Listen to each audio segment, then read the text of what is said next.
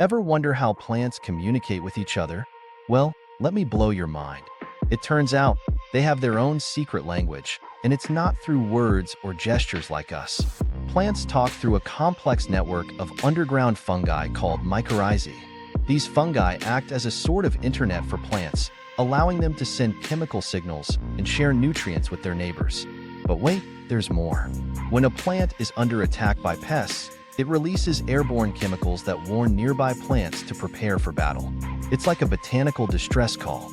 And get this, plants can even eavesdrop on each other's conversations to stay informed about potential threats. So next time you're strolling through a forest, remember, the trees are talking, and they've got a lot to say.